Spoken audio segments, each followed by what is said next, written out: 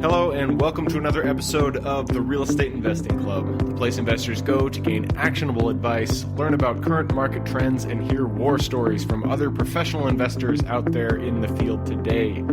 Before we get started, I have two quick housekeeping items to cover. First, if you like the episode, we would very much appreciate a like, subscribe, and share. It is the best way to support the show and keep it running.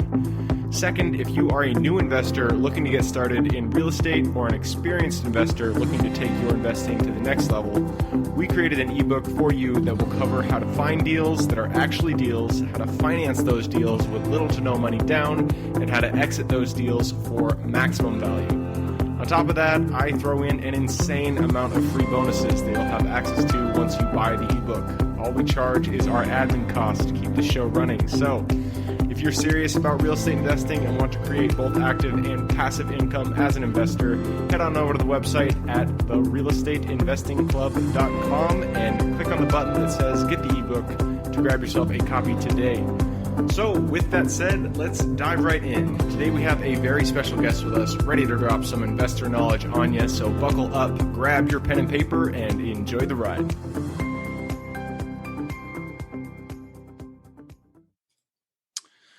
All right, welcome back to another episode of the Real Estate Investing Club Daily Deal Review. Today we have with us Eric Martel again. Eric's just did a full episode, so if you missed that, go back 1 to 2 episodes. You can see the full 20-minute shabam there. But Eric's with us today to talk about a deal. So Eric, where was this property located? So this property was located in, so I want to say, Gabe, this is like an exclusive, right? Because I've never shared these numbers with anyone. I love it. Not even my family. Oh, man. So it was a long time ago. But so the numbers may seem a little small, but for anyway. So this property, it was an 8-unit apartment building, was located in a town called Trois-Rivières near Montreal, 45 minutes outside of Montreal. Oh, wow. Okay. So was that a French name? Yes. Yeah. It means 3 rivers. Oh, nice. Yeah. So Montreal, Canada. I love it. Different country even. What type of property was it? So it was an 8-unit apartment building. It was really 2 separate buildings on the same lot, but 4 and a 4, 2 stories. Cool. Love it. So what about this property brought you in? Like, why did you like it? So when, so as I mentioned in the previous show, I was 18 years old. I was at university, and I had met this, this real estate investor, and he agreed to be my mentor and show me how that would work. There was a lot of ads on commercials on TV saying, "Oh, you can buy, apartment building, no money down." I said, "Oh, this is BS," and he said, "No, you can do it." He's like, "What?" So that's kind of how I got started, and he showed me how. And basically, I started looking for found a realtor, and then worked through like hundreds of listings of apartment buildings. We chose commercial apartment building because I was a student. I had no money and I had no income. So when you go into these commercial kind of properties, they don't care about that. So they're more like asset-based. They care a little bit, but they're more asset-based kind of lending. So if the property makes a profit, or the business makes a profit, then they're more likely to lend to you as long as it meets some of their criteria. So the commercial property, it was apartment multifamily, and then I started looking at that. So hundreds of properties that I looked at, and I was going through kind of like the 1% rule, trying to identify the right property. And out of all of those, there was probably like maybe 4 or 5 that really met the criteria, that were not too expensive, and all of that. And then, of course, my second biggest criteria was about being able to finance the whole thing, not just finding a first mortgage lender, but also being able to get the second piece of for the down payment, which I didn't have. So, but I talked to my mentor. My mentor said, "Don't worry about this. We'll figure something out." And so I look at these the different properties, and then really pick a couple that would work. And that's when we started looking at seller financing. So try to talk to the seller and say, hey, would they be open to financing either the whole thing or financing a portion of it, maybe the down payment piece of it, and all of that. So so that's what I ended up going for. And so there was only one out of these hundreds of properties that I looked at that actually met the criteria and agreed to do seller financing for the down payment. The property was, brace yourself, it was very cheap, but it was a long time ago.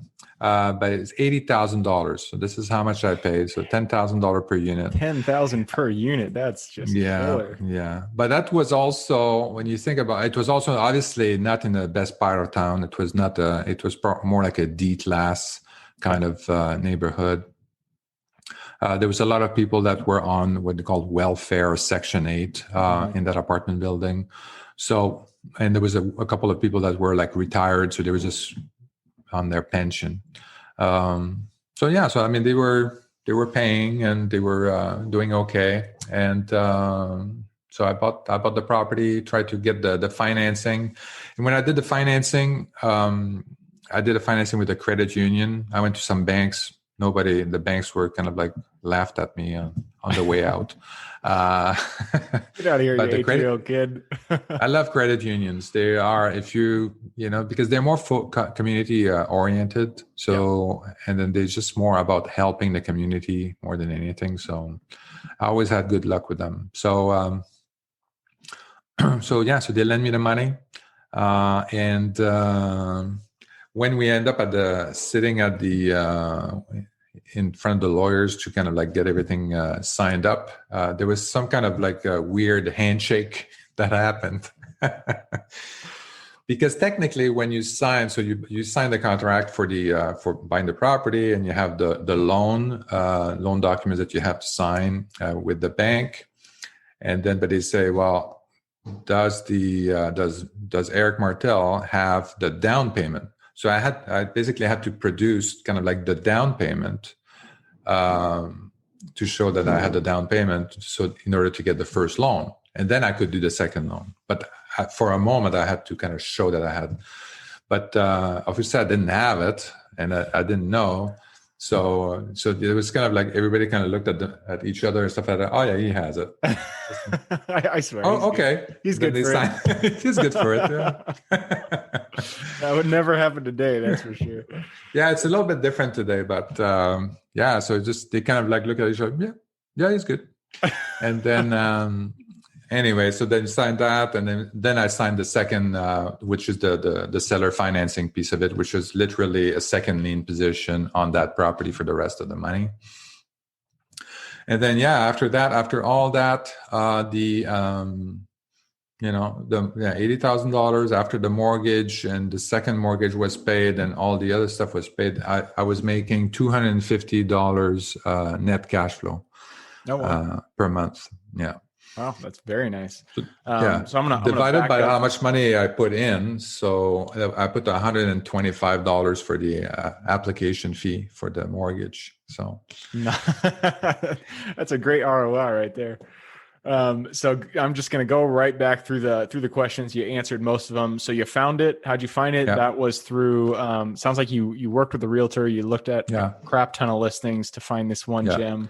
And in those days, there was no computerized MLS. So it was like he literally printed them out, or he had them in binders. I had 4 binders that I took home, and then, next page. I love it. Yeah.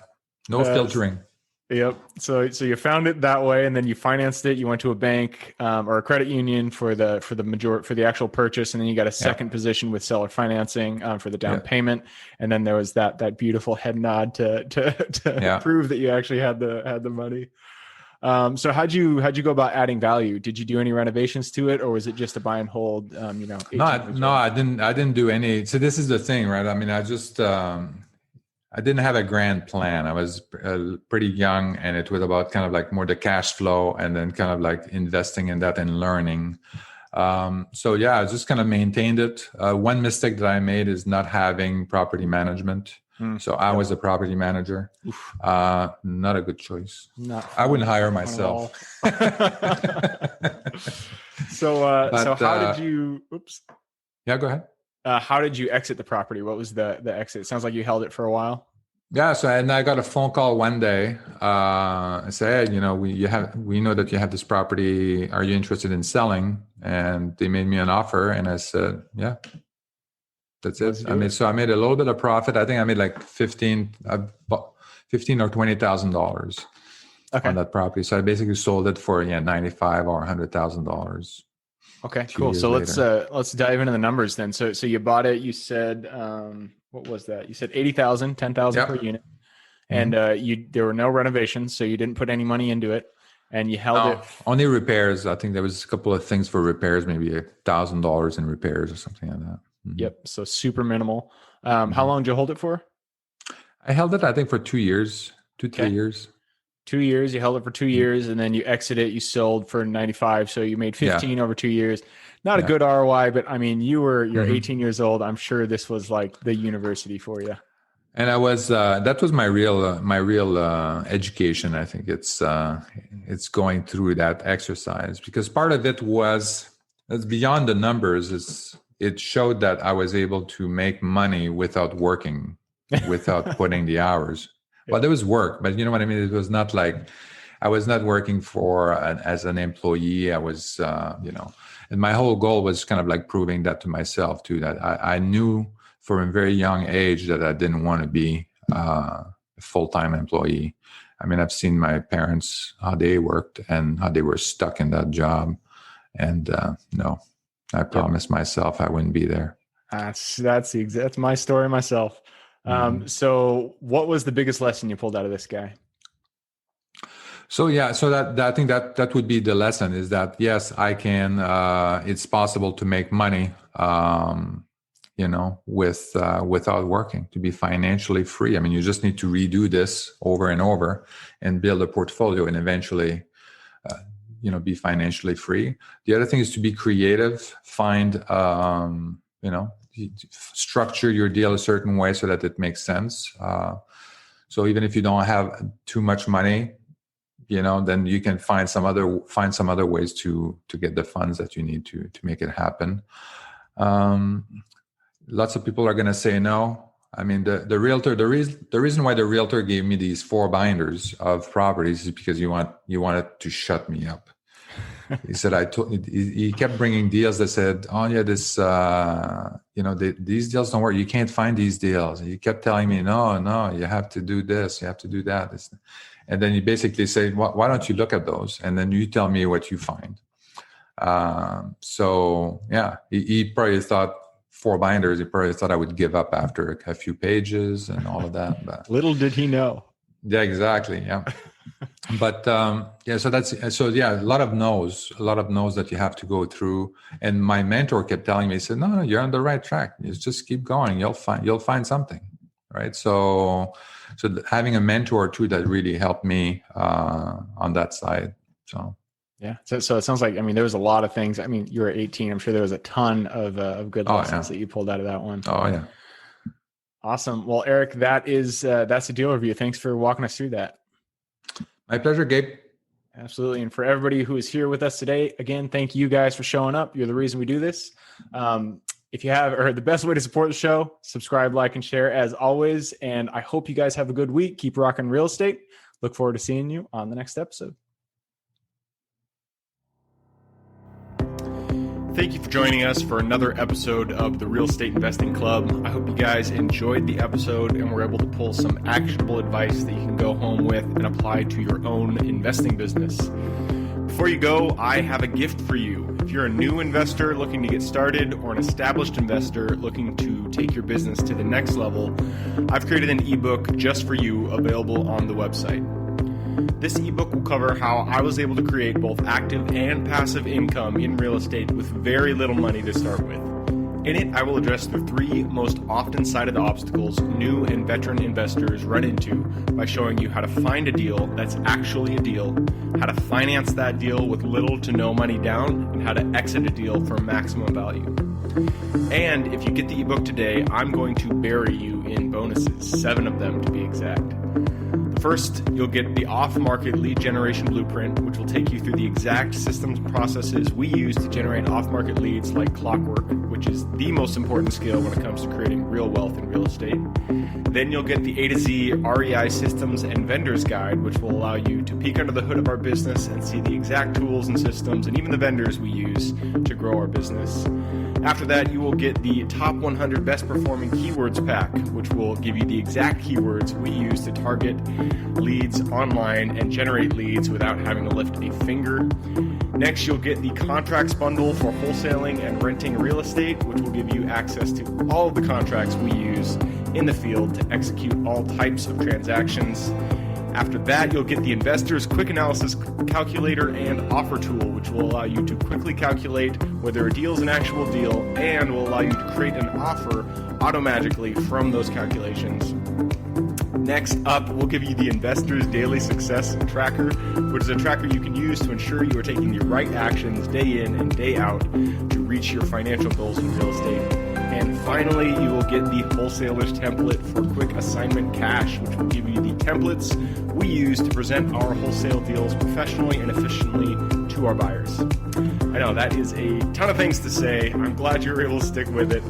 So you'll get both the ebook and all of those 7 free bonuses when you download the ebook today. All we charge is the admin cost to run the show. So if you are interested in the ebook and the bonus bundle, head on over to the website at therealestateinvestingclub.com. Click on Get the ebook bundle at the top of the page and take advantage of that deal. With that housekeeping item covered, I hope you have an absolutely fantastic day and even better week. Keep rocking real estate, and I look forward to seeing you on the next episode.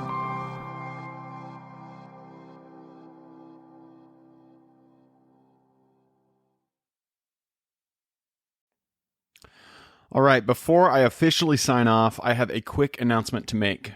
If you're interested in becoming a passive investor in one of my deals, my own company, Kaizen Properties, is looking for capital partners for our upcoming projects.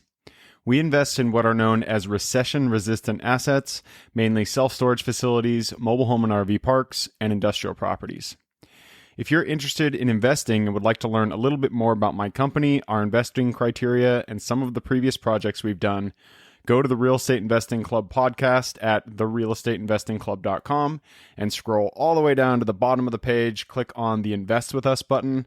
That'll pop up the investor form. Fill that out, and we will reach back out to you as soon as we can. Or if you prefer a little bit more of a personal touch, you can reach out to me at gabe@therealestateinvestingclub.com. So really, that is it. Again, it was a pleasure hanging out with you guys during this episode, and I look forward to seeing you on the next episode.